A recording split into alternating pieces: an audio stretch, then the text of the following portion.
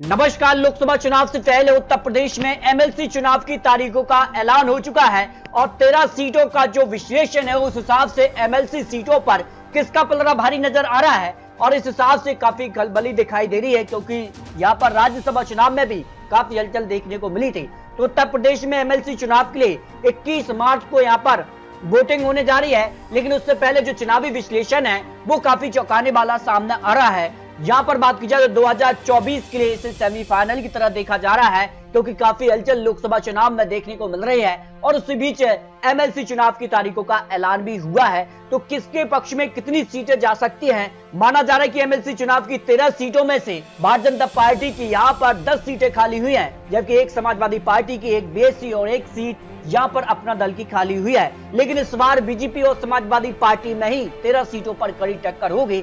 Bharatiya Janata party को अपनी 10वीं सीट, जबकि समाजवादी पार्टी चौथी सीट के लिए यहाँ पर मुकाबला होगा। तो किसके पक्ष में कितनी सीटें जा सकती हैं, इसको लेकर महत्वपूर्ण विश्लेषण सामने आ रहा है, क्योंकि इस बार उत्तर प्रदेश में 80 में से 80 सीटों का टारगेट लिया जा रहा है। लेकिन उससे पहले एमएलसी चुनाव के जो रिजल्ट होंगे वो काफी कुछ बयां करेंगे कि 80 वाला फॉर्मूला क्या भारतीय जनता पार्टी का यूपी में फिट बैठता है। इस पर कुछ महत्वपूर्ण आंकड़े सामने आ रहे हैं। गठबंधन के तौर पर बात की जाए तो यहाँ पर समाजवादी पार्टी कांग्रेस गठबंधन में चुनाव लड़ रही है, जबकि मायावती जी अलग चुनावी मैदान में है। बीजेपी ने अपना दल और यहाँ पर बात की जाए तो आरएलडी से गठबंधन किया है। तो उसके बाद काफी हलचल उत्तर प्रदेश में दिखाई दे रही है। और अगर बात की जाए एमएलसी चुनाव के लिए वर्तमान स्थिति में भारतीय जनता पार्टी के पास जो एनडीए गठबंधन उसके पास 84 एमएलसी है, जबकि यहाँ पर जो है समाजवादी पार्टी और यहाँ विपक्ष के पास 16 ही हैं। और ऐसे में ये जो चुनाव रिजल्ट होंगे ये काफी कुछ बयां करेंगी। अगर बात की जाए तो उत्तर प्रदेश में एमएलसी चुनाव की तारीखों का ऐलान है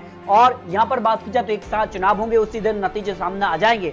लेकिन उससे पहले यहाँ पर जो विश्लेषण है वो किसके पक्ष में कितनी सीटें जा सकती हैं। एमएलसी चुनाव की अगर बात की जाए तो कुल यहाँ पर 13 सीटों की अगर बात की जाए तो 10वीं सीट पर भारतीय जनता पार्टी को कड़ी टक्कर करनी होगी, जबकि समाजवादी पार्टी यहाँ पर 3 सीटें आसानी से जीत सकते हैं। लेकिन चौथी सीट के लिए उसे भी यहाँ पर जो है आंकड़े जुटाने होंगे। तो किसके पक्ष में जाएंगे, इस पर महत्वपूर्ण विश्लेषण है। अगर उत्तर प्रदेश की विधानसभा की बात की जाए तो 403 यहाँ पर जो है विधानसभा सीटें हैं और उस पर 13 में 1 प्लस करके 14 किया जाए तो कल यहाँ पर 403 में 14 से भाग किया जाए तो आंकड़ा 29 आ जाता है। यानी 29 विधायक जो है एक एमएलसी सदस्य के लिए यहाँ पर जो है चुनाव जिता देंगे। लेकिन आंकड़ा किसके पक्ष में दिखाई दे रहा है, जो आंकड़ा है उस हिसाब से कितनी आंकड़े किसके पक्ष में जा रहे। देखिए समाजवादी पार्टी के लिए यहाँ पर जो है 3 विधायक की जरूरत थी राज्यसभा चुनाव के लिए, लेकिन समाजवादी पार्टी के 8 विधायक और क्रॉसिंग कर गए, जिस कारण समाजवादी पार्टी का आंकड़ा 16 हो गया। और यहाँ पर आरएलडी जो है वो भारतीय जनता पार्टी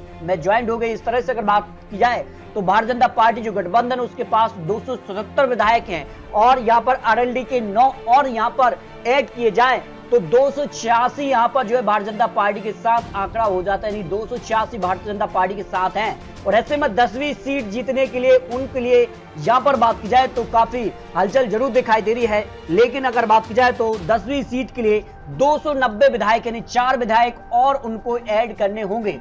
क्या क्रॉस वोटिंग राज्यसभा चुनाव की तरह यहाँ पर जो है समाजवादी पार्टी में देखने को मिलेगी, तो फिर भारतीय जनता पार्टी 10 सीटें यहाँ पर हासिल कर सकती है। भाई समाजवादी पार्टी की अगर बात की जाए तो समाजवादी पार्टी 29 के हिसाब से अगर बात की जाए तो 3 सीटें समाजवादी पार्टी आराम से जीत रही है।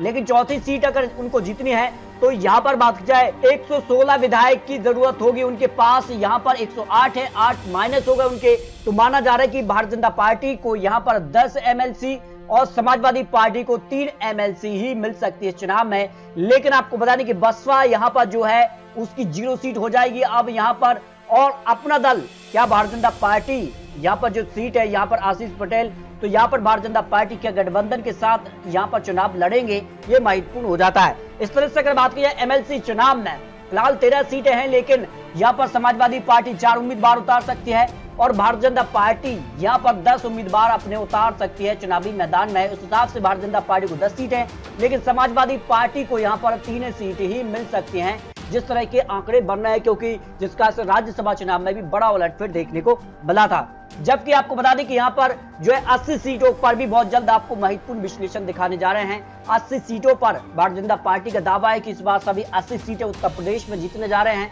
जबकि इंडिया गठबंधन समाजवादी पार्टी कांग्रेस का बना है और अन्य यानी मायावती जी की पार्टी के पक्ष में कितनी सीटें जा सकती है उत्तर प्रदेश को लेकर भी बहुत जल्द आपको महत्वपूर्ण विश्लेषण देने जा रहे हैं। तो आपको क्या लगता है उत्तर प्रदेश और एमएलसी चुनाव में किसको कितनी सीटों पर जीत मिल सकती है, इस पर भी रख सकते हैं। मिलते दोस्तों लेटेस्ट और महत्वपूर्ण विश्लेषण के साथ, तब तक जय हिंद जय भारत।